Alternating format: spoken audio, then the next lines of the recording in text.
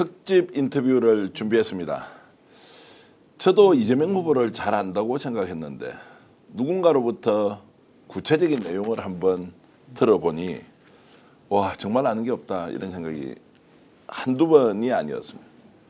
실제 우리는 유권자로서 이재명 대통령 후보를 얼마나 알고 있는지 또 그 사람의 진가를 우리가 정책 공약을 통해서 때로는 어떤 특정한 사안에 대한 본인의 가치와 철학을 확인하면서 국민주권의 시대를 열겠다라고 하는 좀 추상적이긴 하지만 그러나 미래 비전을 얘기하는 그런 하나하나의 모습에서 감동을 하기도 하고 함께 가야 하는 정말로 동지다라는 생각도 많이 하죠.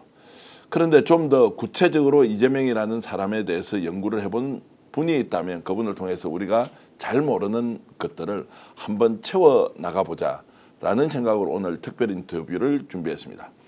중앙대학교 문해창작과 교수로 계시는 방현석 작가님 모셨습니다. 어서 오십시오. 안녕하세요. 방현석입니다. 제가 작가라고 소개를 먼저 한 이유는 범도라는 그 소설 제 옆에 보이지 않습니까? 홍범도 장군에 대한 그 일대기를 10년에 걸쳐서 연구를 하시면서 역작으로 2권으로 냈는데 정말 이걸로 엄청나게 알려지신 분이시기도 하고요. 또 제가 오늘 인터뷰를 준비하면서 보니까 인간 이재명이라는 지난 3년 전에 대통령 선거 때 인간 이재명이라는 책이 나왔던데 그 책도 직접 기획을 하셨더라고요. 네, 그 만드는 작업을 총괄을 했었습니다. 깜짝 놀랐습니다. 어떻게 특정 정치인을 그렇게 조명하는 책을 또 내셨느냐 이렇게 해서 우리 방 작가님을 모시고 여러분들과 함께 우리가 모르는 이재명에 대한 얘기를 오늘 본격적으로 해보려고 합니다. 며칠 전에는 또 현장에 나가서 직접 유세도 하시더라고요.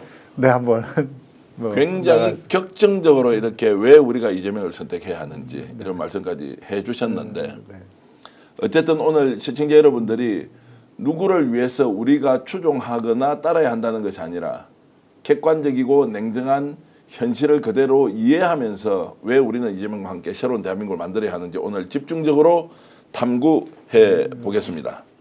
이재명 후보하고는 특별한 인연이 좀 있으신가요? 뭐 학교를 같은 시절에 다녔죠. 그 대학교 동문이기도 하고 또 제가 3년 전에 그 인간 이재명이라는 책을 만들면서 또 인터뷰도 하고 또 특히 제가 그 과정에서 이재명 후보가 쓴 일기를 다 읽을 기회가 있었습니다. 이제 13살 때부터 26살 때까지 썼던 일기가 6권 있는데 그 6권을 읽으면서 인간 이재명이라는 사람에 대해서 좀 많이 깊이 이해할 수 있는 기회가 있었고 또 거기를 중심으로 이재명 후보의 삶을 알 수 있는 사람들을 많이 만나서 인터뷰하고 취재할 기회가 있었습니다. 조사하고 실제 어떤 사람이었는지. 네. 그리고 이제 그것에 대해서 본인한테 직접 뭐 거의 취조에 가깝게 공세적으로 질문을 하고 또 대답을 듣는 시간을 굉장히 길게 가진 경험이 있습니다. 교수님 말씀 들어보면 우리나라에서 이재명을 가장 깊이 있게 이렇게 탐구하고 또 이것을 기록으로 정리하고 하신 분이시군요.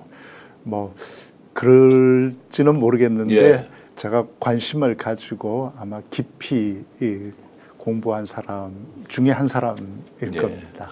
인연의 출발은 그러면은 이제 중앙대학교 다니실 때 80년대 입학을 하시고 또 이재명 후보는 82년도 입학을 했으니까 저는 이제 군대 갔다 와서 학생 운동을 했어요. 중학생 할 때 그때 이제 같이 일한 친구들이 다 82학번들이었어요. 그래서 제가 학교를 거의 82학번하고 같이 다녀서 지금도 만나는 친구들이 80학번이 아니고 82학번입니다. 그때 우리 82 동기들이 다 같이 일한 그 후배들이 이재명 후보를 끌어들이려고 부단히 노력했죠. 그 당시에 학생운동의 멤버로 좀 들어오도록 했는데 실패했죠. 다. 실패했다. 그때 이제 본인이 나는 지금 할 수가 없다. 나중에 변호사가 돼서 그때 어려운 사람들하고 함께 하겠다. 그렇게 하고 저기 운동권에 들어오질 않았죠. 그래서 집회나 뭐 이런 데는 나타나질 않았었고 이제 근데 가두투쟁 막 싸울 때는 나타났다가 또 끝나면 사라지고 했던 학생이 이재명 후보였습니다. 그 당시에는 이제 아무래도 생계 문제가 일차적으로 있었고 그리고 공부를 해서 사법고시도 해야 되고 하니까 학생 그랬죠. 운동에 직접 참여하는 것보다는 네. 동의를 했지만 어쨌든 바깥에서 장학생이었고 예, 특히 이제 월급을 받는 예, 장학생이었거든요.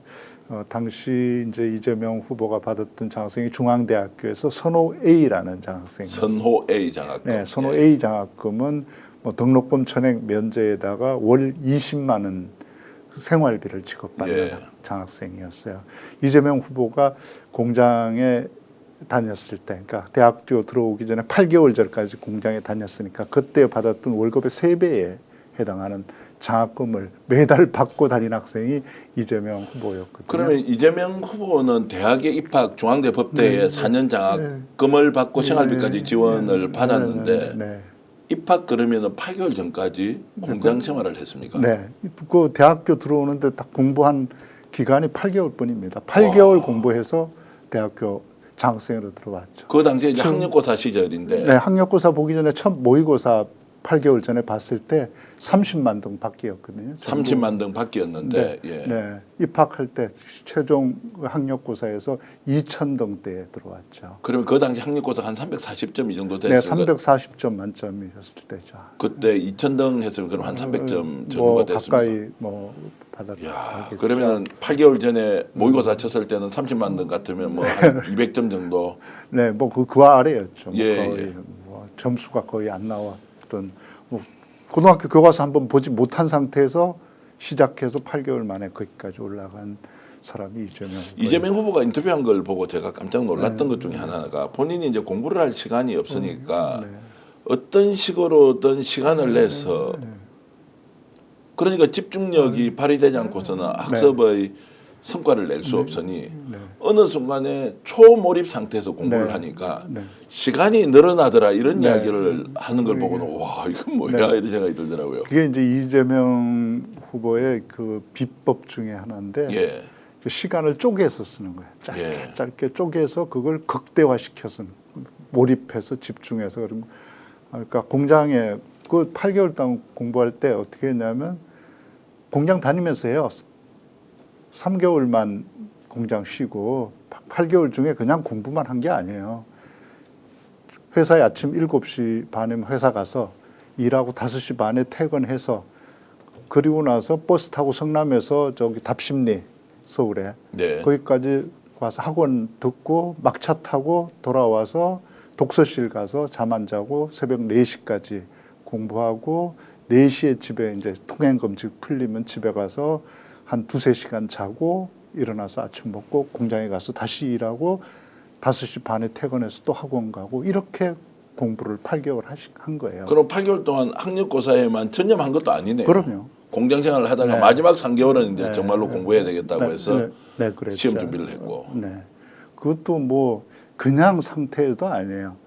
그 이재명 후보가 갈비뼈가 부러졌어요. 그때. 예. 공장에 그때만 해도 폭력이 심할 때니까 뭐 군대나 공장이나 사회가 근데 공장에서 뭐 때리는 게 다반사니까 맞아서 갈비뼈가 부러졌어요. 그 상태에서도 공장 나가서 일하고 그리고 학원 갔다가 또 독서실에서 밤새고 집에 와서 2-3시간 자고 또 공장 가고 그렇게 공부를 한 거예요. 오가면서 학원 오가는 버스 속에서 단어 뭐 10개씩 이렇게 갈 때 이렇게 올 때 이렇게 외우고 공부했던 사람이 이재명 후보예요. 그럼 그때 이재명 후보의 나이가 몇 살 정도 됐습니까? 한 20살 정도 그때 됐습니까? 17살, 18살. 18 그러면 대학에 좀 일찍 입학을 한 그렇죠. 것이네요. 네, 19살 정도 들어간 거. 검정고시는 다 끝내놓고 있던 상태요. 아니요, 검정고시도 그때 해요. 다. 아, 그 8개월 동안에 검정고시를 그렇죠. 중고등학교를 그 시점에 다 마칩니까? 중학교는 그 전에 했고 고등학교 검정고시를 중학교도 4개월 만에 합니다. 검정고시 공부 딱 4개월에서 중학과정 고위 검정고시 마쳤고 8개월 동안에 대입 검정고시 하고 학력고사 준비 다 해서 그 장학생으로 대학교 들어간 학생이었죠. 그 제가 이렇게 이제 웃음이 나오는 이유는 야 그런 분을 우리는 지금까지 범죄자 프레임에 그리고 마치 도덕 파탄자인 것처럼 이렇게 프레임에 씌워서 이분이 살아왔던 과거에 대해서 스스로 질문을 하거나 뭔가 그 내용을 확인하기보다는 그냥 언론이 만들어낸 프레임 안에서 막 우리가 헤매고 있었다는 생각이 드니까 그 얘기 이제 잠시 후에 좀 하기로 하고요. 공장은 어디였습니까? 그 당시 8개월 동안 이제 학력고사 준비하는 기간에 다녔던 공장은 오리엔트라고 시계 오리엔트 공장. 지금 그 옛날에 전공이 왜 아니고 우리가 예. 매 정각되면 정확한 오리엔트 시도가 예. 뭐 10시를 알려드리겠습니다. 예. 뭐 3시를 알려드리겠습니다. 그거 하던 그 오리엔트. 오리엔트 전공은 그럼 오래 다녔습니까? 그 시점만 다녔습니까? 아니면 그 소년공 가장 오래 다닌 공장 중에 하나가 오리엔트. 몇 살 때부터 몇 살 때까지 다녔나요? 한 2년, 그러니까 예. 중간에 한번 쉬고 예. 그렇게 다녔. 어쨌든 중앙대학교에 이제 장학생으로 입학했을 때는 오리엔트 전공에서 받았던 월급의 한 3배 정도를 장학금으로 네, 받았다고 그래. 보면 그 돈이 20만 원 같으면 오리엔트 전공 다닌 소년공 또는 청년공 한- 시절에는 한 7, 8만 원 정도 월급을 뭐 받았다. 보통 때는 보면 한 5만 3천 원 5만 3천 원. 받았더라고요. 예. 5만 원 3천 원 받아가지고 그 아버지한테 고스란히 갖다 주죠. 네. 그러면 아버지가 거기서 6천 원 이제 용돈으로 예. 차비하고 용돈으로 주면 그 6천 원 받아가지고 거기서 3천 원씩 어머니한테 따로 몰래 맡겨서 저금하고 자기 몫으로 그리고 3천 원 가지고 한 달 생활했던 네. 사람이 이재명 후보였죠. 그런데 우리는 지금 현재 이재명 후보가 그 과거에 굉장히 가난하고 열악한 환경에서 살아남았다라는 정도는 알고 있지만 네. 뭐 시점이나 시기나 이런 것들을 자세히 모르고 있는데 네. 그 과정에서도 중앙대에 가서 뭔가를 내가 뜻을 펼쳐봐야 되겠다. 변호사가 되겠다. 뭐 변호사가 된 사유도 뭐 그냥 어떻게 하다 보면 뭐 변호사 좋다 그럼 한번 가보자 뭐 이렇게 이제 본인 표현으로는 하던데 그런 극단적인 어려운 상황에서도 희망의 끈을 놓지 않았다. 그게 어디서 나오는 거죠? 그러니까 이재명 후보가 보면 그러니까 위기를 기회로 만드는데 비상한 능력이 있는 사람 같아요. 그것도 사실은 대학교를 꼭 가려고 하지도 않았거든요. 포기 아버지가 학원을 안 보내주니까 야간 학교를 좀 보내달라고 그래도 아버님이 안 보내줬거든요. 그러니까 이제 포기하고 있다가 팔을 다쳐요. 기계에 팔이 끼어서 이제 팔이 끼어서 이제 이 손목이 그러니까 어깨지거든요. 네. 그러니까 이 손목 바깥 손목의 뼈가 그러니까 어깨지고 나니까 이게 안쪽 손목은 이제 성장하면서 자라잖아요. 성장판이. 바깥 손목은 안 자라니까 이 불균형이 생기니까 시간이 지날수록 아픈 거죠. 그러니까 이제 공장에서도 옳게 일을 할 수가 없는 거죠. 공원으로서도 정상적인 생활을 할 수가 없으니까 이제 공부 안 하면 나는 살 길이 없네. 살기 위해서 공부를 해야겠다. 이렇게 결심해서 이제 그때 보면 이 공부를 막 시작할 무렵이 1981년 이제 봄인데 1981년 3월 2일자 일기에 보면 이렇게 써져 있습니다. 살은 그러니까 화살이란 거죠. 살은 시위를 떠났다. 정확히 가서 꽂히자. 이렇게 써놨어요. 그래서 그게 무슨 뜻으로 이렇게 썼냐고 물어봤더니 그걸 제가 3년 전에 그 도지사 시절에 여쭤봤더니 본인이 이렇게 대답하더라고요. 궁적통 그 사투라고. 그래서 본인이 궁하면 통한다. 네, 궁하면 싸울 수밖에 없다.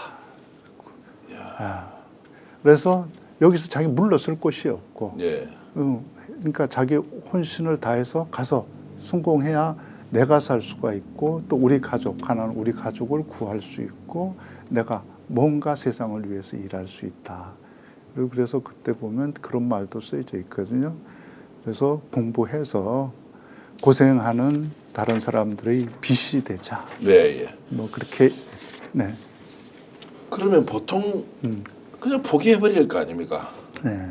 물러서거나 그냥 대충 왜 내가 이걸 뚫고 나가야 되지라고 하는 것은 좀 천부적으로 타고난 무엇이 있다 이렇게 볼 수 있나요?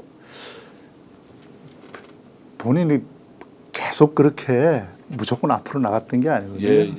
절망하고 좌절해서 2번이나 예. 자살도 시도하거든요. 예. 그래서 실제 20알씩 수면제 사다가 먹고 그것도 이제 연탄불 번개탕 사다가 피워놓고 그렇게 2번 시도했는데 2번 다 실패했죠. 그런 어려움을 겪고 살아남았죠. 그때 다행히 이제 약사가 예. 이상하니까 그러니까 이 가짜 약을 준 거죠. 소화제 같은 걸 주고 그리고 이렇게 해서 수면제 이게 먹고도 안 죽은 거죠. 그 약사도 지혜로운 약사였습니다. 네. 참 생각해보면.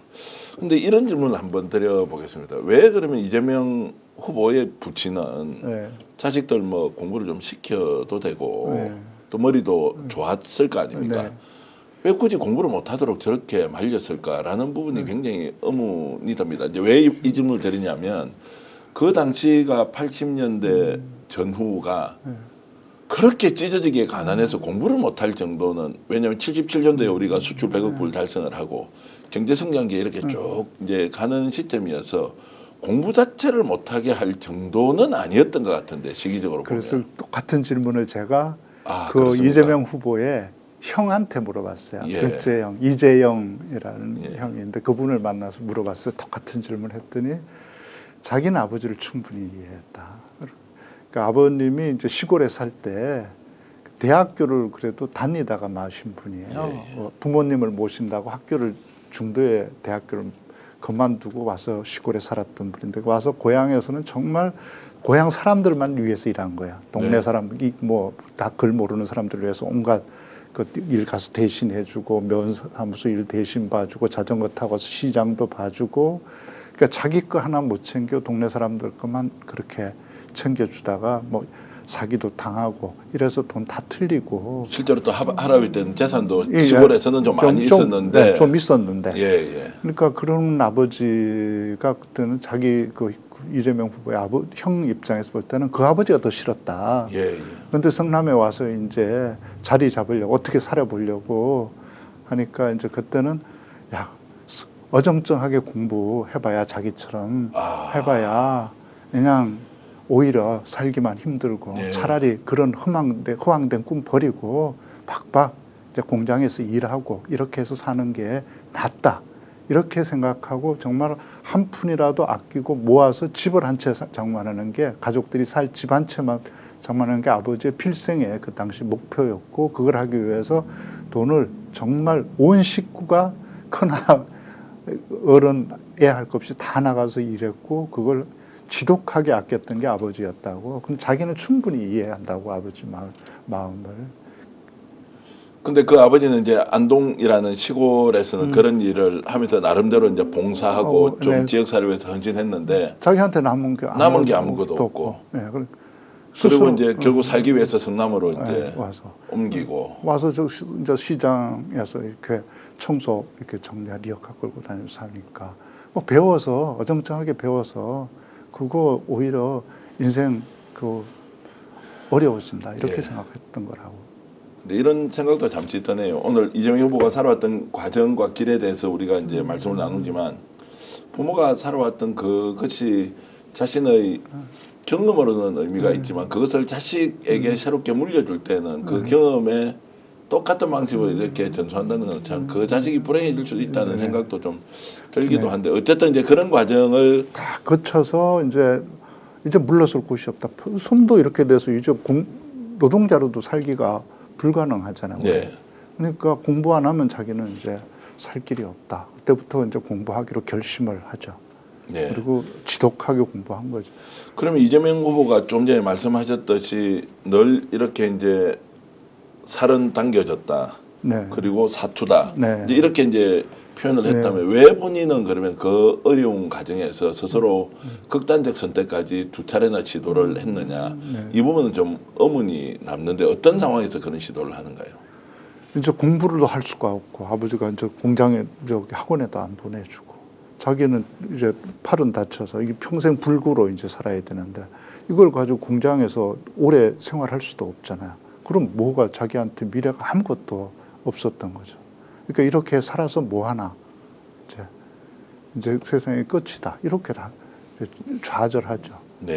그랬다가 이제 2번 실패하고 나서 이제 이런 결심을 하죠. 어떻게든 공부하겠다. 2번 실패는 언제입니까? 그러면 본인이 2번 마지막 실패는 이제 16살 때인가 그쯤. 그 앞에는 더 앞이고. 그런 과정에서 그러면 모친과 이재명 후보 간에는 어떤 관계가 유지가 되나요? 아버지는 공부는 안 시키고 어쨌든 돈 벌고. 어머니는 이재명 후보의 굉장히 하늘과 같은 분이에요. 이재명. 그러니까 어머니한테 유일하게 재롱을 가장 많이 부린 아들이 이재명 후보였다고 그 형님이 얘기하시더라고요. 자기들은 그냥 경상도 사람들 식으로 무뚝뚝하고 그냥 학교 갔다 오거나 공장 갔다 와도 인사만 그냥 고개만 까딱하고 마는데, 이재명 후보는 그 13살 나이로 새카맣게 고무공장 다닐 때는 나중에 새카만 고무를 껴서 눈만 반짝반짝 이하고 눈만 반짝이는데 공장에서 돌아오면 엄마 하고 가서 달려가서 어머니 품에 안겨서 이제 재롱 떨고 공장에서 있었던 얘기도 신나게 하고 그랬던 애가 이제 이재명 후보라고 그래서 어머니도 이제 너무 이 후보를 좋아했고 네. 그래서 자기들이 오히려 소외감을 좀 느꼈다. 똑같은 자식인데 예. 제 명이만 이뻐하고 그러나 이런 생각까지 느낄 정도로 그런 이제 그 부침성도 컸던 그래서 별명이 무던이었다고. 무던이. 예, 예. 무던한. 그 성남에 살 때 몇 남매녀로 이렇게 같이 생활을 그 했어요? 총 이제 7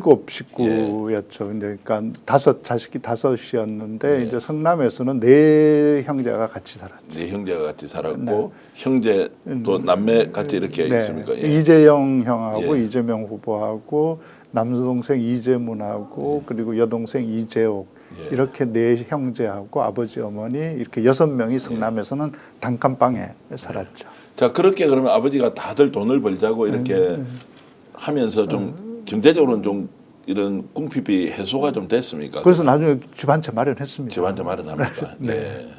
그렇게 참 이 말씀도 제가 단문으로는 글을 통해서 읽어봤지만 오늘 참 말씀 들어보니까 정말 이재명 후보에 대해서 우리가 알고 있는 내용이 정말로 파편적일 수 있다는 생각이 들어서 이제 본격적으로 이재명 후보에 대한 우리 사회의 편견들은 어떤 게 있었는지를 한번 얘기를 해보겠습니다. 일단 이재명 후보라고 하면 제대로 아는 분들을 제외하면은 뭐 쉽게 말하면 대한민국 국민의 절반은 도덕 파탄자다 아니면 범죄자다 그리고 본인이 살기 위해서 아예 당을 일극제대로 만든 사람이다라고 하는 이런 아주 거짓된 프레임을 갖고 있고 또 그것이 언론에서는 계속 이렇게 유통이 되고 있지 않습니까?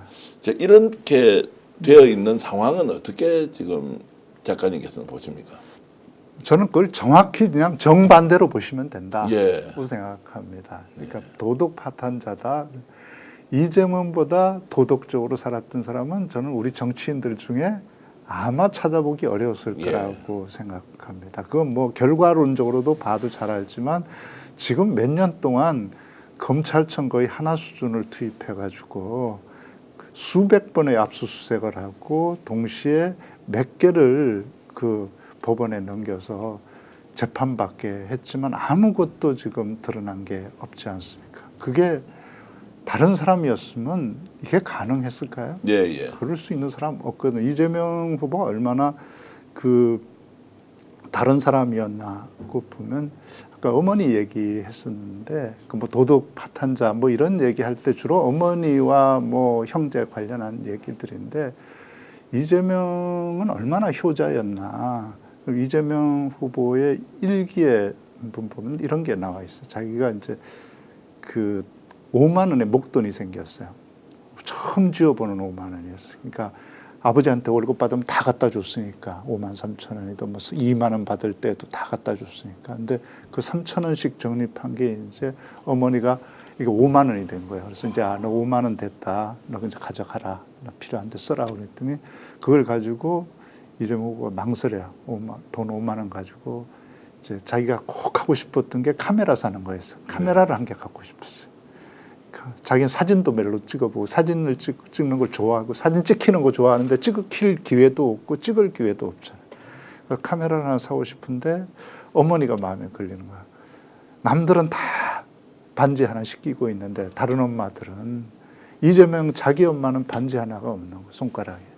그래서 갈등을 하는 거예요. 어머니한테 이제 건빵에 가서 물어봐요. 예. 그 반지 하나 얼마인가 물어보니까 제일 가는 반지 하나를 그 돈이면 살 수 있다.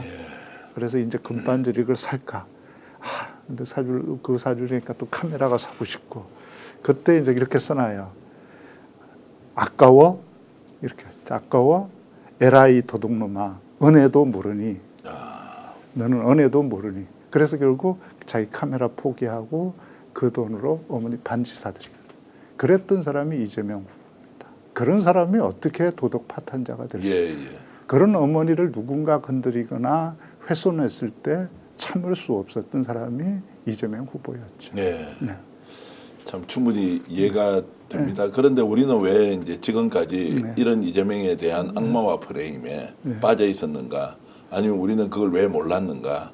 그리고 그런 소위 말하는 제도권 언론에서 휘두른 대로 다 가서 아무 근거 없는데 저렇게 하겠느냐라고 하면서 의심을 했지 않습니까? 굉장히 저는 부끄럽기도 하고 또 많은 사람들이 그렇게 생각할 수도 있는데 왜 언론은 그러면 이재명의 진가를 최소한 검증을 통하면 알 수 있는데도 그렇게 만들어갔죠.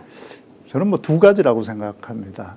우선 이재명 후보는 기득권에 덤볐죠. 기득권 세력들, 기득권 마피아들한테 도전을 했죠. 처음 성남시장에 도전했을 때부터 부동산 마피아들한테 덤빈 거거든요.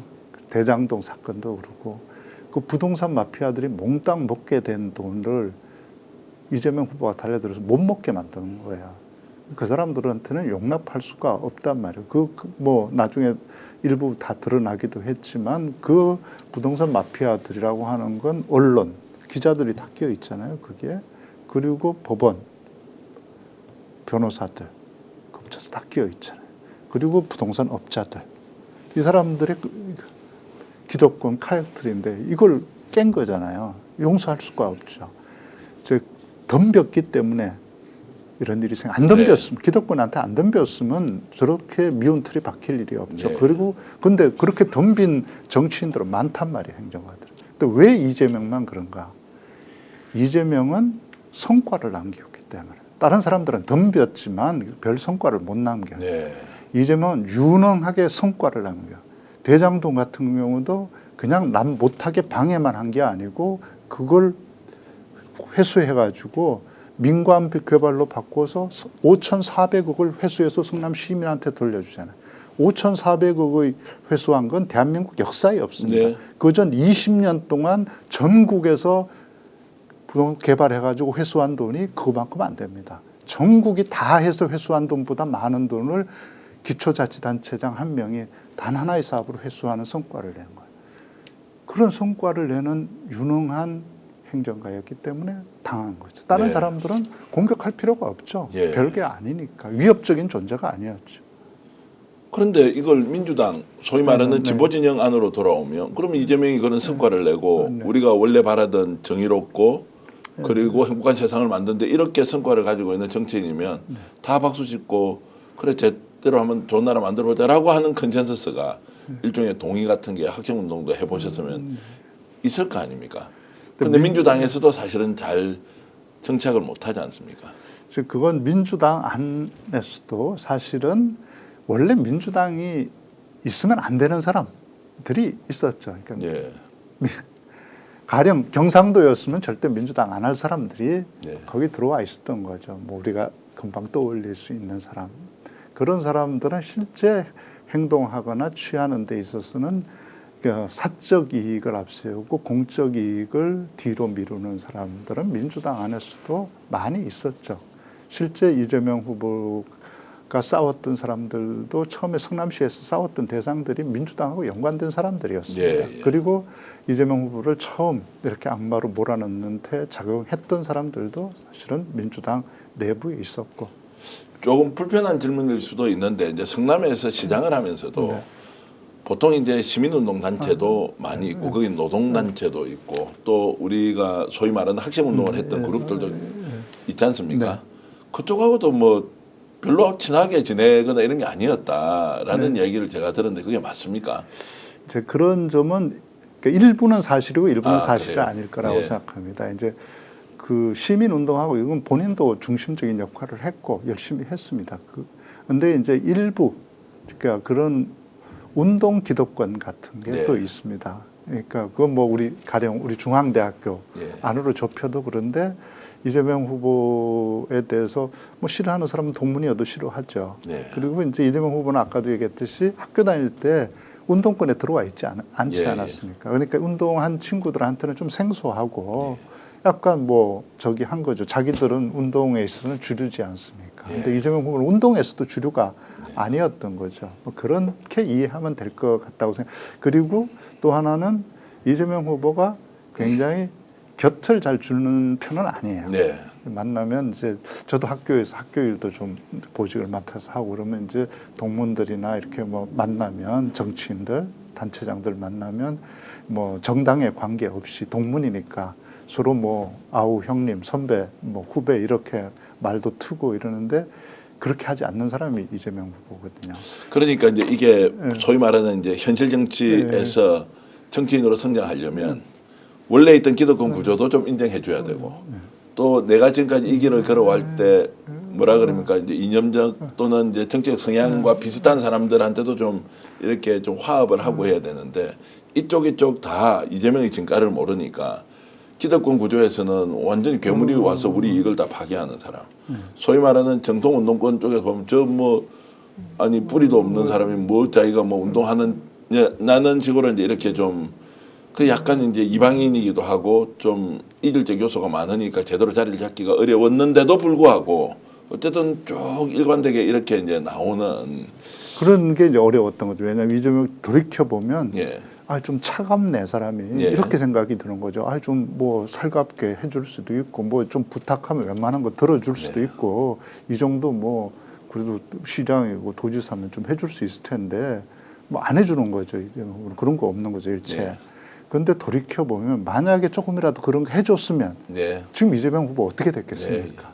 그러니까 본인 스스로 그렇게 하면 죽는다는 걸 너무 잘 알고 있었기 예. 때문에 일체 타협하거나 이렇게 비리 이렇게 뭐 서로 우리가 남이가 뭐 이런 걸 안 하고 살아온 거죠. 그러다 보니까 예. 자기 편이 별로 없죠.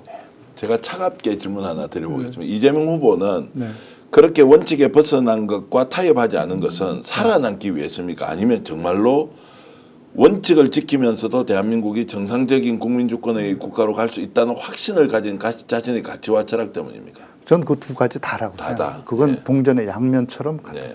자기가 그렇게 하면 자기는 죽는다는 걸 너무 잘 알고 실제 성남시장 된 다음에 그렇게 얘기하거든요. 네. 나하고 같이 일하면서 조금이라도 그 비리에 연루되면 끝이다. 괜히 그 막걸리 한 잔, 맥주 한 잔 얻어먹고 인생 망치지 마라. 네. 돈 몇 푼 받고 공무원 생활 끝장내지 마라. 검사들이 제일 좋아하는 게 공무원 비리다. 그래서 무슨 사건 생기면 업자들 잡아다가 너 공무원 관계된 거 하나만 털어놔봐. 그러면 네 죄는 감해줄게. 이렇게 해서 공무원부터 잡는다. 그러니까 너희들 절대 그런 데 연루되지 마라. 인생 그렇게 포기하지 마라. 더군다나 나하고 같이 일하면 없던 것도 당한다. 응? 내 옆에 있으면. 그러니까 철저하게 원칙대로 해야 된다. 그 얘기를 하거든요. 그래서 화장실에다 붙여놓거든요. 근데 네. 요새 왜 김문수 후보가 그런 얘기 하고 다니는지를 모르겠는데 청렴, 영생, 부패, 적사 그걸 네. 화장실에 붙여놨던 사람이 청렴 영생, 청렴하면 영원히 살고 부패하면 적시 죽는다. 바로 죽는다. 그걸 교육 공무원 교육 시간마다 얘기하고 예. 화장실에까지 붙여놓게 했던 사람이 이재명 후보입니다. 근데 욕하는 사람들은 그렇게 붙여놓고 사실 알고 보면 지는 더 부패한 사람인데 표리부동 겉과 속이 다른 사람이다라고 계속 프레임을 가져와서 이제 공격을 하지 않습니까? 한 푼이라도 이재명 후보가 받았다는 게 드러난 게 있습니다. 예. 저도 이제 처음에 그 책 나오고 대장동 사건이 처음부터 그렇게 공격받았던 게 아니에요. 어느 날 네.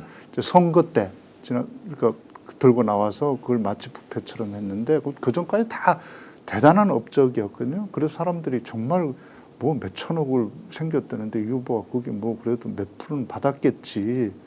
이런 사람들이 있길래 제가 이렇게 얘기했어요. 절대 그런 일은 없을 것이다. 네. 그건 왜냐하면 캐릭터란 게 있거든요. 사람은 캐릭터가 있잖아요. 그렇게 어떤 상황이 되면 어떻게 행동할 사람. 가령 돈을 뭐 누가 가지고 오면 그것에 대해서 대항하는 방법이 사람에 따라 다르잖아요. 어떤 사람은 아유 뭐 이런 걸 뭘 주시냐 그러면서 받는 사람도 있고 아이고 뭐 이런 건 저는 안 받습니다. 근데 뭐 제가 아는 사람 중에 누가 좀 어렵대던데 좀 뭐 힘 좀 한번 써주시죠. 그래서 그쪽으로 가져가게 하는 사람. 네. 어떤 사람은 이거 얼굴에다가 그냥 바로 집어 던지는 사람이 있어요. 가져가세요. 그게 세 번째가 이재명 후보의 네. 캐릭터예요. 그래서 시장 되고 나서 제일 먼저 했던 게 CCTV 달았잖아요. 자기 사무실에. 제가 좀 어려운 질문 하나 드리겠습니다. 시청자 여러분들께서 지금 굉장히 이제 관심 있게 이 방송 보고 계신데요. 제가 좀 더 어렵게 질문 하나 드려보겠습니다. 보통 정치인은요, 네. 관계를 한 50% 중시하고 또 50%는 역량이나 실력이 없으면 안 되니까 각 개인이 가지고 있는 이제 어쨌든 잘하는 점을 적정하게 섞어서 관계와 저는 실력을 한 50대 50만 배합해도 네. 굉장히 사람을 쓰는데 괜찮을 것이다라고 이제 생각을 하는데 오늘 말씀을 들어보면 이재명 후보는 실제로 관계에 대한 중시 그리고 역량에 대한 중시를 굳이 비율로 따져서 한번 보면 관계 자체를 인정하지는 않을 거 아닙니까? 네. 어쨌든 인정을 하는데 이걸 전문적으로 연구하신 우리 교수님께서 보시기에는 관계에 대한 비율과 이렇게 실력에 대한 비율을 어느 정도 두고 이렇게 저는 한 9대1 정도 될 거라고 봅니다. 그러니까 이런 그 일도 이 실력과 이거 실력이란 게 신뢰잖아요. 네, 예. 신뢰도 실력의 하나죠. 예. 믿을 수 있고 사람들이 일관되게 정직하게 일하는 네. 그 검증을 위한 관계 일이라고 저는 예. 생각합니다. 그래서 뭐 친명, 찐명 얘기 많이 하는데 전 그 구별하기 굉장히 쉽다고 생각합니다. 예. 진짜 친명인지 찐명인지 구별하는 거 그 사람 진짜 일 잘하나. 벌써 일 잘하고 맡은 바 역할을 정확히 해내는 사람 그 사람 친명 맞다. 말만 많고 일 못하는 사람 친명은 아니다. 제가 교수님과 이렇게 말씀 나누면서 사전에 우리가 예고돼 있는 질문과 이제 답변은 없었는데 최근에 이재명 후보가 같이 일을 한다는 사람한테 얘기를 쭉 들어보면 우리는 이제 어떤 특정한 정치인을 관찰을 하면서 이렇게 보지 않습니까? 네. 그래서 그분께 제가 이렇게 해석을 한 적이 있죠. 야, 그런 유형이면 관계는 출발 지점에 불과하지 모든 것은 실력으로 검증한 사람이다. 네.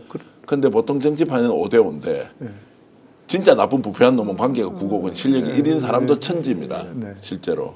근데 이재명 후보는 관계를 한 일 정도 하는 것은 관계는 출발 지점에서 서로 알아왔던 과거의 일종의 이염새 같은 건 정도 되는 것이고 나머지는 실력으로 다 평가하기 때문에 너무 가까이 가서 네 잘합니다 이런 이야기 할 필요 없을 것 같다. 기다리면 기회를 주거나 아니 운이 없으면 일 못하는 거지 너무 매달린다고 자리 찾을 수 있는 거 아닌 것 같은데요. 제가 이제 이렇게 말씀을 드린 적이 있는데 꼭 우리 짜고 치는 고수도 같습니다. 굉장히 정확하게 보신. 예. 뭐 그런 사람들 그 곁에 남아 있는 사람 없을 거예요. 네. 그러니까 이제 미움을 많이 받는다는 것도 네, 가까이 그렇죠. 일했던 사람이 내가 민주당인데 성남 출신인데 변호사 출신인데 학교 동문인데 경북 출신인데 안동인데 이제 이런 소위 말하는 우리 사회가 기득권 구조를 형성하는 그 일종의 네트워크가 먹히지 않으니까 실력 없는 사람들이야 좋아할 수가 없는 거죠. 그렇죠. 그러니까 이쪽에서 욕을 하고 있는데 상대는 나쁜 프레임을 가지고 막 공격할 때도 이재명을 방어 안 해주는 거예요. 그렇죠. 나도 별로 안 좋아하니까. 네. 뭐 그렇게 하여튼 제가 이제 시청자 여러분께 설명을 드리면서 그러면 이제 더 궁금한 질문이 있습니다. 그러면 소위 말하는 전문가 집단, 경험도 많고 지식도 총량에서 훨씬 더 많은 정치인들이 민주당이 이런 이재명의 진가를 먼저 알아봐야 하는데 그들은 오히려 배척하고 배제하고 이재명을 가까이 두지 않으려고 했습니다. 그런데 어느 순간에 대중이 당원들이 소위 말하는 개딸들이 이재명의 진가를 먼저 알아봤다. 이건 또 무슨 일이냐라는 질문을 좀 드려보겠습니다. 일반 국민들, 당원들은 권력을 차지하려는 사람들이 아니잖아요. 네. 자기 얘기를 잘 들어주고 자기를 위해서 끝까지 일할 사람이 누군가를 보는 거 아닙니까? 다른 게 뭐가 필요했어요? 저 사람이 어디 줄 서서 다른 줄에 가지 않고 나한테 내가 권력 잡는 데 도움이 될까 안 될까 이거 아무 상관없잖아요. 정말 저 사람이 우리 말 잘 듣고 우리 국민이 원하는 일을 해줄 사람 누군가. 국민들은 그걸 바라잖아요. 국민들은 지금까지 얼마나 많은 정치인들한테 속았습니까? 정말 우리 편인 줄 알았더니 우리 국민들 위해서 일하더니 결정 순간에 가면 자기 이익을 위해서 돌아서고 국민 배신하고 그런 거 너무 많이 봐왔죠. 근데 국민들도 수준이 굉장히 높아졌습니다. 이제 진짜 저 사람이 우리 국민을 위해서 일하는 사람인가 아닌가 이제 골라볼 줄 알아요. 그러니까 그 국민의 높아진 수준에 들어온 사람이 이재명인 거죠. 네. 이재명이 가서 한 거 아닙니다. 이재명의 그 국민들의 눈높이에 맞은 거죠. 다른 정치인들이 그 국민의 눈높이에 못 쫓아온 거야. 그러니까 그 말씀은 결국 이재명은 원래 살던 대로 그냥 살았는데 어느 순간에 국민들의 수준이 당원들이 높아졌어요. 높아져서 알아보기 시작했다는 건데 네. 왜 그러면 더 똑똑하고 더 지식이 많은 네. 민주당이라는 공당과 기득권 구조 정권을 잡아야 되지 않습니까? 그 사람들 왜 이재명과 함께 내 실력 발휘해서 더 좋은 나라 만들자라고 왜 선택을 못했느냐? 그들은 자기들의 권력을 높이는 게 중요하지 예. 우리가 권력을 잡는 게 중요한 사람들이 아니잖아요. 그래도 민주당은 그렇지 않다고 봐야 되는 거 아닌가요? 국힘은 뭐 자기 사적 이익을 위해서 죽기 살기로 한다고 하더라도 그래도 민주당은 정통성이 국민과 함께 그 정통성 속에 자기들이 늘 중심에 있어야 되죠. 대부분의 사람들. 그래서 이제 어느 순간에 당내 기득권 구조와 그리고 당원들 간의 정면 그렇죠. 충돌 현상이 이제 생기지 않습니까? 그 갭이 생겼고 옛날에는 정말 당원들이나 국민들이 동원의 대상 네. 선거 때만 주인이죠. 투표 한번 나한테 해주는 때 필요한 사람. 선거 때 필요한 도구가 국민이었죠. 예. 국민의 도구가 정치인이 아니었죠. 예. 그런데 이제 국민들은 정말 자기 삶을 위해서 필요한 도구를 요구하고 있는 거예요. 그 도구가 누군가. 그걸 찾았고 바로 이재명이 우리 국민들의 수준에 가장 맞는 정확한 도구라고 판단한 거죠. 그 국민들의 수준이 높아진 걸 다른 정치인들이 몰랐던 거죠. 그걸 모르는 사람들이 지난 총선 때 전부 정리됐다고 좀 봅니다. 소위 말하는 이제 정당을 많이 해본 사람이 네. 정당 기득권 구조 안에 갇혀 있으면서 네. 당원이 중요하냐 대의원이 중요하냐 네. 표를 몇 대 몇으로 우리가 그 비율을 정해야 하느냐 이런 것들을 논의할 때 끊임없이 대의원 중심 그리고 그렇죠. 지역위원장 중심 자기가 심어놓은 사람, 자기가 예. 관리할 수 있는 사람만 예. 가지고 했죠. 그래서 당원 늘리라고 그래도 안 늘리죠. 관리하기 예. 불편하고 또 나중에 자기 뜻대로 안 되니까. 근데 그 당시에 당원들이 폭증했거든요. 네. 막 들어왔을 때 이제 주위에서 또 욕을 할 때 어떻게 했냐면 이재명 봐라 자기 이제 완전히 혼자 독식하려고 당원들까지 다 늘리고 있다. 막 네. 이러면서 당원들이 들고 일어나는데도 당 내에서는 오히려 이재명의 독주 체제 견제해야 하는데 이게 지금 당이 오히려 민주주의가 아니고 오히려 1인 중심 체제로 바뀌고 있다라고 얘기를 하고 이걸 언론에서 또 대서특필을 합니다. 그게 어떻게 1인 중심입니까? 당원 중심이죠. 예. 국민 중심의 당으로 변한 거죠. 예. 그걸 아니 그럼 자기들도 당원을 늘려야죠. 네. 그 이재명 후보가 뭐 권력을 동원해서 강제로 당원 입당 원서를 받았나요? 예. 다 스스로 들어온 국민들이잖아요. 예. 그런데 이제 이 질문도 한번 드려보겠습니다. 그러면 지난 대통령 선거에서 패배하고 난 뒤에 네. 자 인천계항으로 국회의원 출마를 하느냐 마느냐 이제 네. 이런 부분에서는 소위 말하는 이제 정치를 해본 네. 이제 평론가들조차 그거보다는 대통령 후보로서 일단 낙선을 했으니 네. 한 6개월에서 1년 해외에서 공부를 하고 그 높은 지지율을 어느 시점에 당에 다시 들어와서 펼쳐서 한번 해보자라는 의견이 만만치 않았거든요. 네. 그럼에도 불구하고 이재명 그 당시에 국회의원 출마로 선회를 한단 말이에요. 그 부분은 어떻게 설명을 해야 됩니까? 그 제가 잘 아는 후배 한 명도 그 반대했다가 예, 그래요. 그래서 너 안 잘리냐? 예. 안 잘렸더라고요. 이 예. 후보가 그 얘기를 이제 다양하게 들은 거죠. 네. 반대한 사람 얘기도 듣고 찬성한 사람 얘기도 듣고 최종적으로 결정했는데 제가 볼 때 이 후보는 뭘 생각했냐면 자기가 여기서 정치 일선에서 후퇴해 버렸을 때 빠져버렸을 때 그건 이제 한편으로 우리 과거 정치사를 보면 책임지는 일이기도 하고 패배에 대한 책임을 지는 것이기도 하고 한편으로는 패배의 책임을 피하는 길이기도 했거든요. 그래서 외국 가서 뭐 유학한다고 몇 년, 1년 있다가 네, 오고 그래서 이제 책임도 들고 그렇게 하는 건데 만약에 지금 이렇게 했을 때 그때 당원들의 패배감이 굉장히 컸거든요. 국민들. 네. 저런 후보가 어떻게 대통령이 되나.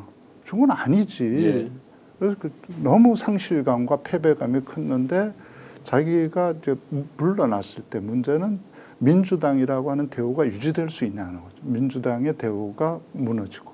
그래서 정말 국민을 생각하고 미래를 준비하지 않는 사람들이 당권 싸움을 하면서 당을 차지하게 되면 이제 그 좌절하고 실망한 국민들, 당원들이 민주당으로부터 정말 등을 돌려버리는. 그래 버리면 이 윤석열 정권이라고 하는 게 일회성으로 끝나는 게 아니라 저기는 더 강구하게 되고 이쪽은 대우가 다 무너져 버리는 거예요. 어떻게 대우를 지킬 수 있나? 질서 있는 퇴각을 해야 된다. 그러기 위해서는 그래도 40% 넘게 득표한 득표력이 있잖아요. 네. 그 지지자를 가지고 있는 자기가 그래도 버티고 있어줘야 이 대우가 안 무너질 거다. 그래 그런 깊은 뜻이 있었음에도 불구하고 비춰지는 것은 책임 안 지고 또 국회의원을 하느냐라는 것에 대해서 본인도 굉장히 네, 그렇게 괴로워했겠습니다. 네, 어렵게 결정. 그런데 중요한 것은 이제 이 후보 스스로 본인이 한 말이 있습니다. 여기에 대해서 큰 전쟁에서 지면 대우가 무너진다. 그 집단이. 근데 다행히 그 대우가 무너져도 상대가 잘하면, 이긴 자들이 잘하면 그 나라가 괜찮다. 근데 이긴 자들이 잘 못하면 그 나라가 완전히 망해버린다. 네. 왜냐하면 준비된 다른 세력도 없으니까.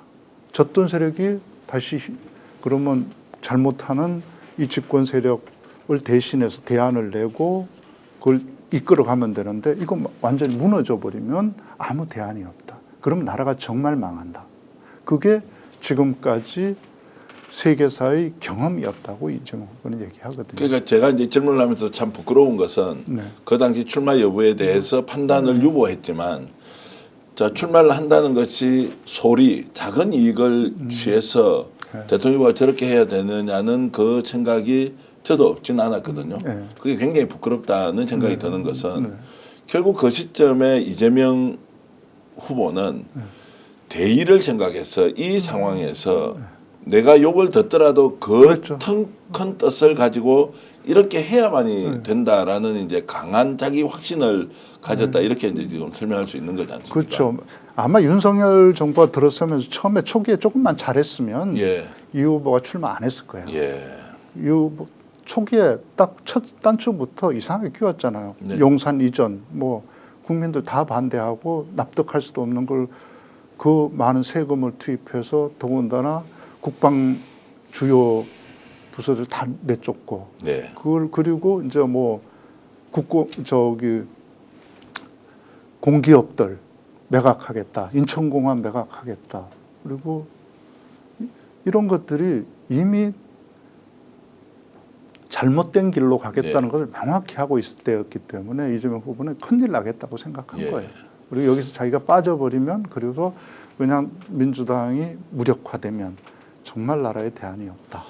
그런 이제 아주 큰 결정을 할 때 이재명 후보가 가지고 있는 이 의사결정의 일종의 프로세스, 절차나 원칙 같은 게 좀 남다른 게 좀 있습니까? 예를 들어서 당원 주권주의가 오고 있는 시대를 읽을 줄 아는 통찰력, 그리고 지금은 내가 더 큰 책임을 위해서 작은 비판을 받더라도 크게 싸워야 한다라고 하는 이런 이제 결단 같은 것은 이재명 후보만이 할 수 있는 그런 이제 특장점이라고 생각하면 그런 결정을 할 때 이재명이 특정한 사안을 판단하는 기준이나 이런 거는 뭔지 좀 궁금한데요.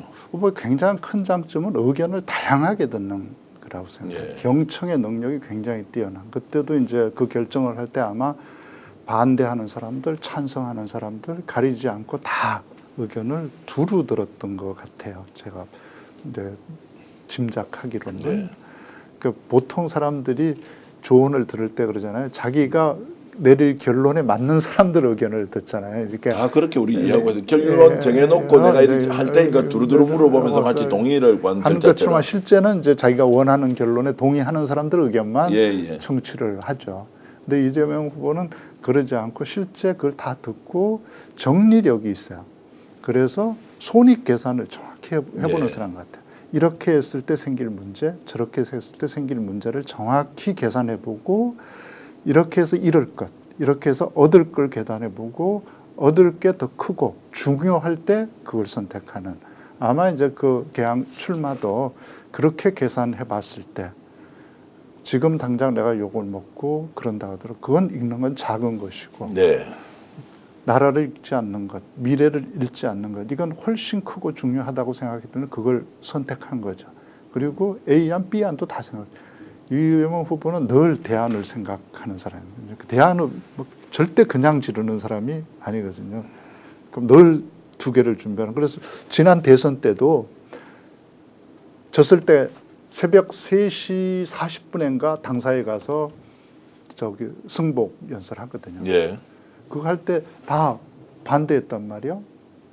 참모들은 조금만 더 기다려보자. 예, 예. 아직 뭐 몇 표가 더 남았으니까. 해봤는데, 근데 이재명 후보는 그때 결심을 한 거죠. 내가 그것도 근소한 차이로 졌기 때문에 자기는 이걸 뒤집을 수 없다고 생각한 거고, 그렇다면 빨리 가서 승복해주고 윤한테 그 축하를 해주는 게 국민들 통합하는 데 도움이 된다. 그렇게 해서 해준 거예요. 그래서 어떤 단서도 붙이지 않고 축하하고 국민들을 위해서 국민들을 통합해서 일해주기를 기대한다고 얘기했잖아요. 예. 그때도 두 개가 다 준비되어 있었던 거예요. 예, 예. 연설 발표문 두 개가. 네. 다른 사람 한 개 준비해. 두 개 중에 딱 준비해 놓고 이렇게 됐을 때 그걸 빨리 가지고 나서 신속하게 두 번째 정말 얼마나 들고 나가기 네. 싫었던 거겠어요. 이쪽 거 들고 가고 싶지. 네. 이쪽 거 들고 가고 싶었겠어요. 가져가서 하는 그 준비된 사람. 가장 네. 잘 준비한 이재명 후보가 일을 잘하는 건 그냥 아무거나 저질러서 일을 잘하는 게 아니고 충분히 계산하고 준비해서 될 수 있는 일을 했기 때문에 일을 잘하는 거죠. 이재명 후보가 뭐 냉정하고 객관적으로 제가 말씀드려서 뭐 우리보다 훨씬 똑똑하고 철두철미하고 정리도 잘하고 통찰력도 비전도 확실히 더 있는데 왜 이 사람은 국민들을 상대로 아니 정치라는 것은 정치인이 하는 것 같지만 알고 보면 국민이 하는 겁니다라고 이렇게 아무런 꺼리낌 없이 얘기를 하느냐. 이것도 좀 이상합니다. 정치인이 좀 더 똑똑하고 유능하고 실력이 있으니까 국민 위에서 좀 끌고 간다는 것이 우리의 고정관념 안에는 여전히 남아 있지 않습니까? 다만 선한 마음으로 좀 이끌어 주십시오. 그 공적 가치가 있으면 우리 좀 잘 나눠 주십시오라고 하는 것이 지도자 또는 리더가 갖고 있는 일종의 덕목처럼 생각하는데 이재명은 그게 아니고 그 정치라는 거 우리가 하는 것 같지만 아니에요. 국민들이 하는 겁니다라고 하는 이제 이것의 함이 숨은 뜻이 뭐냐는 질문을 좀 드리고 싶습니다. 기본적으로 민주공화국이라고 하는 국민 주권주의에 대한 형식적인 이해가 아니라 철저한 신뢰를 가지고 있다고 생각을 저는 합니다. 이재명 후보는. 그렇기 때문에 국민 주권자의 의사를 정확하게 이해하는 것, 그리고 그것에 따라서 그것을 해낼 수 있는 방법을 찾는 것, 그게 자기 임무라고 생각하는 사람이죠. 그러니까 자기가 하고 싶은 게 아니라 국민이 하고 싶은 게 뭔가를 정확하게 읽어내고 그걸 할 수 있는 솔루션을 찾아내는 방법을 찾아내서 성공시키는 게 자기 임무라고 생각하는 사람이란 말이에요. 그래서 제가 굉장히 놀랐던 게 이 인간 이재명이라는 책을 만들 때 인터뷰를 길게 한번 한 적이 있었는데 그때는 10시간을 가까이 했습니다. 10시간. 뭐 밥도 안 먹고 10시간 하는데 우리는 그때 팀을 짜서 갔으니까 다 돌아가면서 좀 쉬다가 오고 뭐 담배도 한 대 피우고 네. 간식도 먹고 그런데 이분은 간식도 안 먹고 10시간 동안 얘기해요. 근데 그 들어갈 때 제가 이제 좀 5명이 같이 갔었는데 이제 아주 보수적인 사람도 한 분 데려가서 보수적인 이제 성향으로 보면 가지고 있는 경상도 출신이고 그래서 이분을 설득시킬 수 있는가? 이분이 납득할 수 있어야 되니까. 그리고 이제 30대 이제 젊은 여성도 데리고 들어가고 또 그때 이제 워낙 이쪽에 대한 이제 혐오감들을 많이 키우고 있을 때여서 각기 다른 사람들을 들어갔는데 이 사람들을 정확히 12시간 동안 얘기하면서 한 번도 얘기를 끊지 않았어. 이 사람들. 다 무슨 얘기인지 다 들어요. 그리고 그 들은 얘기에 대해서 자기 의견을 굉장히 진솔하고 솔직하게 얘기하면서 설득해냈어. 그래서 나올 때 굉장히 이 같은 사람 모두가 사실은 설득되고 감동되고 우리가 잘 몰랐다. 굉장히 미안하네. 라고 하고 얘기 나오게 만들어. 그래서 이재명을 욕하는 사람들 이재명을 모르는 사람이에요. 네. 이재명을 알면 절대 그렇소. 성남시를 한번 보면 알잖아요. 성남시 첫 시장 선거할 때 이겼잖아요. 그럼 성남시 특히 분당구라는 데가 어떤 겁니까? 신강남이라는 데잖아요. 강남하고 투표 성향이 거의 똑같은 데입니다. 근데 분당에서 이재명 후보 두 번째 나왔을 때 득표율 5%가 올라갑니다. 그 사람들 성향이 바뀐 게 아니잖아요. 근데 이재명은 분명하게 일을 자기들이 원하는 일을 해주는 탄천에 예를 같으면 비가 오면 탄천에 이제 물이 차니까 일주일 지나야 다시 거기 산책하고 운동할 수 있는데 이재명 후보가 시장 된다 하면은 다음 날 가면 벌써 딱 청소 싹 물 뿌리고 있고 오후 되면 가서 운동할 수 있고 산책할 수 있게 만들어 준다는 거예요. 이거 보고 야 내가 그 당 좋아하지 않지만 일하라는 마음에 든다. 나 다음에 찍어줄게. 실제 찍어준 거예요. 이재명을 알면 이렇게 되는 거죠. 자, 그러는 이제 행정가에서 당 대표에서 네. 그리고 도지사에도 이제 실적을 이제 냈던 분으로서 이제 충분히 오늘 여러분들과 함께 제대로 이재명의 진면목을 지금 공유하고 있는데요. 대통령이 되지 않습니까? 네. 아니, 대통령 선거 때 여러분들 죽기 살기로 표적으로 가서 우리는 합시다. 그건 약속이 돼 있으니까 정말로 혼자 갈 게 아니고 여러 사람 같이 가서 표 찍자. 이것은 이미 이제 우리 약속된 바고요. 제가 지금 이제 질문을 드리고 싶은 것은 대통령이 되었을 때 이재명이 실제로 국정 운영을 총괄하는 책임자로서 국민의 대표로서 잘할 수 있겠느냐라는 질문을 좀 던지면 어떻습니까? 저는 너무나 잘할 거라고 그래요. 생각합니다. 예. 우리는 지금까지 보지 못했던 지도자를 볼 거다. 네. 그러니까 DJ와 같은 비전을 가진 지도자를 보게 될 거고 노무현과 같은 도전 정신을 가진 지도자를 볼 거다. 그 누구보다 유능한 저는 일할 줄 아는 일을 하는 방법을 아는 사람이 이재명이라고 생각합니다. 보면 그러니까 이재명 후보가 일하는 걸 한번 유심히 보세요. 돌파력이 굉장히 뛰어난데 그냥 아무거나 저지르지 않습니다. 일하는 순서를 굉장히 정확하게 해낼 수 있는 것, 해낼 수 없는 걸 그게 옳다고 해서 저질러서 일을 그르치지 않습니다. 성남시 경기도 일하면서 그렇게 일한 거 보셨어요? 그런 적 한 번도 없어요. 할 수 있는 일을 정확히 준비해서 그걸 맨 앞장 세워서 치고 나갑니다. 그리고 그 탄력과 그 모범을 삼아서 나머지 일을 밀고 나가서 성공시키는 거거든요. 마치 플래그, 기함 같은 거죠. 예. 딱 함대를 끌고 나가면서 그 함대를 중심으로 함대가 중심을 치고 나가면서 나머지 과제를 풀어나가는 이런 역량. 그러니까 일의 순서를 알 줄 알고 일의 경중을 가릴 줄 아는 중하고 약한 것. 그래서 먼저 해야 될 것을 중심으로 중요한 걸 치고 나가고 나머지를 함께 해결해 나가는. 그래서 아마 저는 이재명 후보가 되면 우리 지금 주변의 상가들 분위기 좀 6개월 안에 달라질 거라고 생각합니다. 네. 그 혼자 살 수 없지 않습니까? 네. 그럼 지금 현재 이제 우리 정치 구조에서 민주당이 집권 여당이 되었다.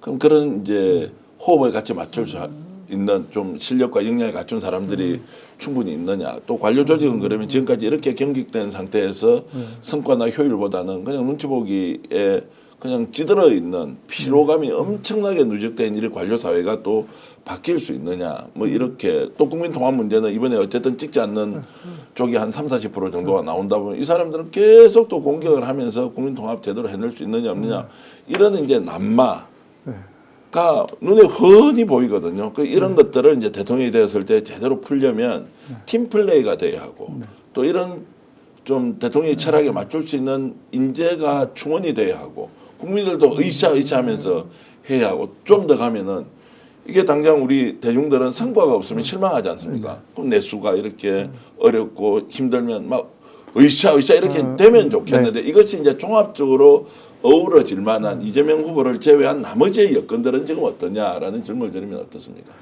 저는 뭐 정치를 잘 모르지만 걱정하지 않아도 된다 이렇게 생각합니다. 이제 우리가 문재인 정부가 비록 한계가 많았지만 문재인 정부의 경험이 있습니다.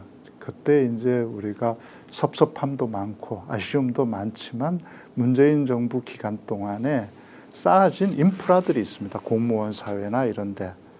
문재인 정부 때만 하더라도 노무현 대통령 그 정권 내놓은 다음에 그 이명박 박근혜 정부 거치면서 차관 하나 시키려고 해도 시킬 사람이 없는 공무원 사회에서 다 이쪽 편은. 그런데 지금은 문재인 정부 하면서 많이 쌓여 있습니다. 발탁할 인재들이 각 부처 또 각 분야에 다 산재해 있고 그런 경험들을 가지고 있기 때문에 그때와 다른 실력 있는 사람들이 주변에 많이 있다. 예전 같으면 정말 이쪽은 생각은 좋지만 일 시킬 사람이 없다, 해본 사람. 근데 지금 그렇지 않다. 그리고 이재명 후보는 사람을 발탁할 줄 알고 발탁한 사람들을 일 시킬 줄 안다. 막 아주 쉽게 성남시 때 보면 이제 구시 도심 같은 경우는 언덕바지 이런 동네니까 눈 오면 뭐 쌓여가지고 다음날 차가 못 오르내리는데 그거 제설 작업하는 정권을 그 제설 작업하는 팀장한테 줘요. 그리고 그 팀장한테 인력 동원권을 다 줘요. 그 다음날 공무원 출근시키는 거예요. 시장부터 다 전원을 동원시킬 권리를 주는 거예요. 그리고 자기도 동원돼서 시장이 직접 그 사람이 동원 가지고 지휘해요. 그러면 거기 가서 자기도 거기 가서 일하는. 그래서 권한을 정확하게 주고 그리고 책임을 맡기는. 그런데 왜 성과가 안 나겠어요? 그렇게 하니까 뭐 예전은 일주일 동안 차 못 다니던데 당장 다음날 아침 차 다닐 수 있게 해주는 거죠. 정확하게 권한을 주고 일을 시키는. 권한은 안 주고 책임만 묻는. 자기가 잘못해놓고 경로만 하는 그런 대통령하고는 전혀 다른 대통령이겠죠.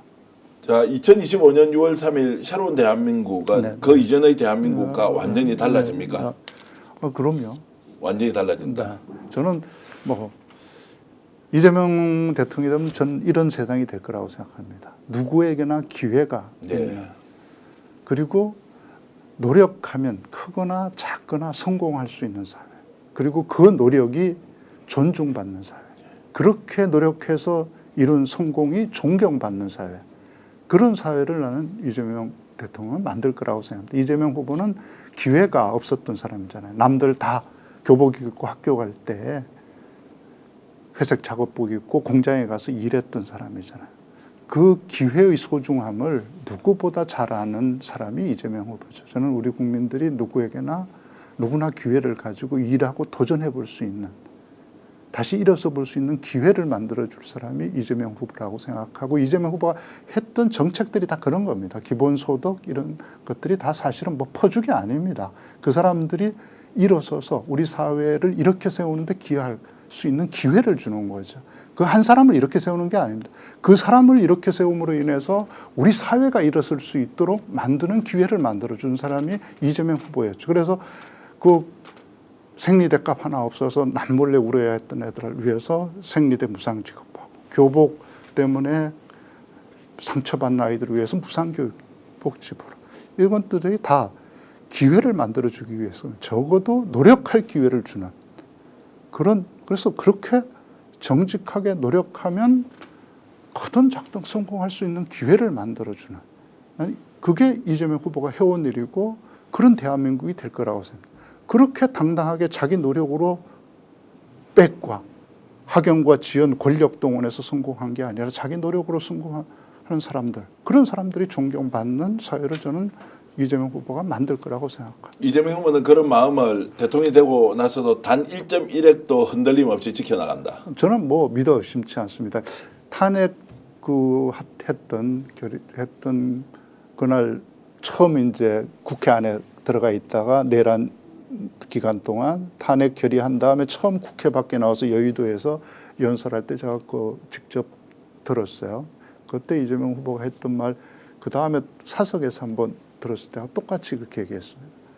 우리가 촛불혁명에서 그 추운 겨울에 온 국민이 고생해서 정권 바뀌었는데 국민들 삶은 뭐가 달라졌나? 국민들 삶은 하나도 바뀌지가 않았다. 민주당 리더만 좋아진 거 아니냐? 우리가 다시 이런 실수하면 안 된다. 다시 이런 실망을 국민에게 안겨주면 우리에게 미래가 없다. 한 번은 국민들이 이해하고 참아주지만 또 그런 실수하면 우리 진보 민주 세력에 희망이 없다. 이렇게 이재명 후보 얘기하더라고요. 그 연설 때도 했고 사석에서도 그렇게 얘기하더라고요. 국민들이 뭘 섭섭해하고 가슴 아파하는지 너무 잘 알고 있고, 저는 이재명 후보가 그 마음을 적어도 임기 내내 가져갈 거라고 믿어 의심치 않습니다.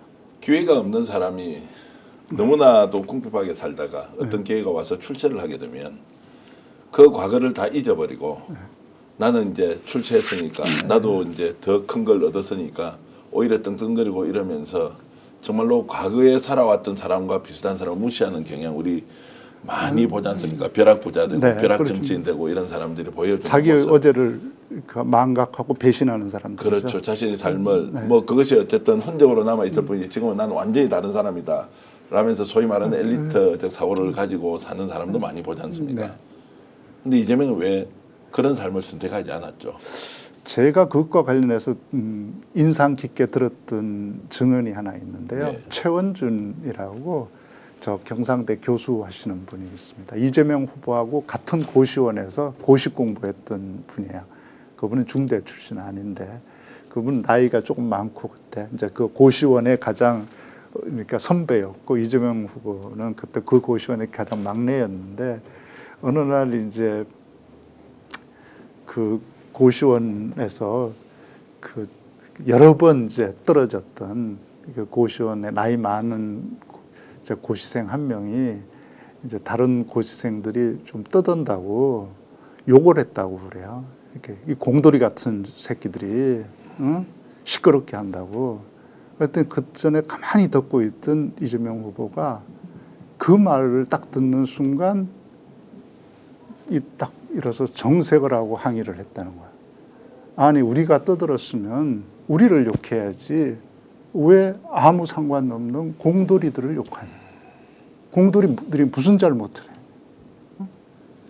그래서 다퉜다는 거예요. 그래서 이제 그 최고참이었던 최원준 그 경상대 교수 그분이 이제 저녁에 이제 이재명 후보하고 이제 어린 이제 후배들 데려가서 막 맥주 한 잔 사주면서 야, 넌 이제 공돌이 아니잖아. 너 이제 공돌이도 아니고 너 이제 고시만 붙으면 변호사 되고 법관 되고 다 할 수 있는데 너 뭐 그 공돌이 욕한다고 네가 왜 발권해? 그랬더니 이재명 후보가 이렇게 얘기했더라. 다른 사람들이 다 저 같아요? 모든 공무원들이 노동자들이 공부해서 저처럼 될 수 있어요? 안 되잖아요. 왜 걔들 욕해요? 그런 사람이 이재명. 그럼 국민은 이제 이재명 시대에 어떻게 바뀝니까? 국민은 어떻게 바뀝니까? 국민은 이제 주인의 대접을 좀 받겠죠. 예. 저는 정말 보여주기식이 아니라 이재명과 끊임없이 지금까지 소통해 왔듯이 과정들을 좀 공개할 거라고 생각해요. 일의 결과로만 보여주는 게 아니라 이 일을 왜 해야 되는지 그 하는 과정들을 다 내보이는 것.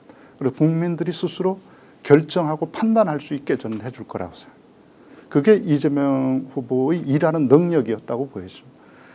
경기도 그 왜 계곡 유명한 계곡 정비할 때 그 결정적인 힘이 그 과정을 보여준 거거든요. 거기 가서 그 계곡에 불법 시설 해놓고 영업하는 주인들하고 대화하잖아요. 그 대화를 무슨 밀실에 들어가서 쇼부 본 거 아니거든요. 토론하잖아요. 그럼 막 거칠게 항의한 사람도 있고 욕한 사람도 있지만 그걸 유튜브로 생중계했어. 어떤 걸 400만에 조회했어요. 경기도민들 중에 아마 그중에 한 300만 봤을 거야. 그걸 보면서 생각하는 거죠. 아, 이재명 지사의 말이 이건 맞고 저건 좀 무리하나? 그리고 저건 뭐 그 사람들 사정도 이해하지만 저건 아니지. 왜 자기들이 지금까지 계속 불법 앞으로도 하겠다는 거야. 이제 이걸 통해서 여론들이 조성되는 도민들이 판단을 한 거죠. 그러니까 계곡 주인들이 안 바뀔 수가 없었어요. 네. 그리고 그러면 교육들도 무조건 또 몰아낸 것도 아니고 그 사람들에게 다른 대안들을 또 방법들을 찾아주고 이런 과정들을 경기도민들이 다 봤단 말이야. 그 힘으로 해결한 거거든요. 저는 이재명 후보가 대통령이 되면 국정을 그렇게 해결해내는 능력을 보여줄 거라고 생각합니다. 그래서 국민들은 스스로 그 과정을 지켜보고 무엇이 옳은가 다른가 이쪽으로 가야 한다는 의사를 전달할 수 있는 통로가 생길 거고 거기에 따라서 내 의견대로 국정이 결정되는 걸 전 볼 수 있을 테고 그 과정에서 국민들의 역할도 전 요청할 거라고 생각합니다. 국민들이 권리만 내가 주인은 그냥 가만히 있는 게 주인 아니잖아요. 주인 나라가 제대로 돌아갈 수 있도록 역할을 하는 게 국민이죠. 오늘 인터뷰를 하면서 여러분 저는 이런 생각이 들었습니다. 어떤 후보가 더 많은 표를 얻어서 대통령이 되면 좋겠다라고 하는 그 생각보다는 굉장히 엄숙해진다. 뭔가 좀 국민으로서 자존감이 생기는 것 같다.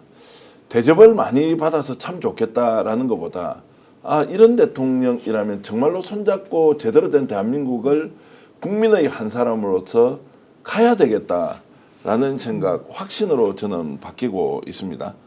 이재명 후보가 역사적인 대통령이 된다 이런 말도 저는 적합하지 않는 것 같습니다. 이재명을 통해서 우리는 역사적인 시대를 국민들이 만들어갈 수 있는 기회가 왔다는 생각이 들기도 하고요. 그래서 내가 주권자로서 제대로 대접받는다. 이걸 부족합니다. 좀 더 이걸 넘어서야 되겠습니다. 아니 국민의 한 사람으로서 이제는 나도 책임과 의무를 다하는 국가의 일원으로서 이재명과 함께 더 좋은 대한민국을 만들어서 우리 후손들에게 물려줘야 하겠다. 이런 생각이 드는데 여러분 어떻습니까? 제가 약간 너무 감정적으로 말씀을 드린 것 같습니까? 저는 마지막 순간까지 대통령 선거일까지 여러분들이 이 뜻을 절대로 잊지 말고 행동으로 실천하러 그리고 주권자로서 정말로 나서서 더 좋은 대한민국을 만드는데 이재명의 대한민국이 아니라 국민이 이재명이 되는 그걸 향해서 우리 함께 떠나보는 거 어떻습니까? 우리 더 좋은 대한민국 만들 때 우리 해낼 수 있다는 확신과 자신감 이제 함께 어우러져서 가보는 건 어떻겠습니까? 저 오늘 교수님하고 이렇게 인터뷰를 참 잘했다는 생각이 들고요. 정말로 설명을 너무 잘해주셔서 제가 감동을 많이 받았는데 진심으로 감사드립니다. 고맙습니다. 자, 오늘 특집 인터뷰 필요하시면 우리 방현석 작가님, 교수님 한 번 더 모시기로 하고요. 오늘 이렇게 뜨겁게 호응해 주신 여러분께 진심으로 감사의 말씀드리겠습니다. 범도 책도 있고요. 인간 이재명 책도 있으니까 필요하신 분들 꼭 사서 읽어보시면 못다한 얘기 훨씬 더 많이 여러분들이 들으실 수 있습니다. 시청자 여러분 안녕히 계십시오. 감사합니다. 오늘 방송 어떠셨습니까? 마음에 들었다면 구독, 좋아요로 스픽스를 응원해 주십시오. 여러분들의 구독, 좋아요는 가장 큰 힘이 됩니다. 스픽스 구독, 좋아요.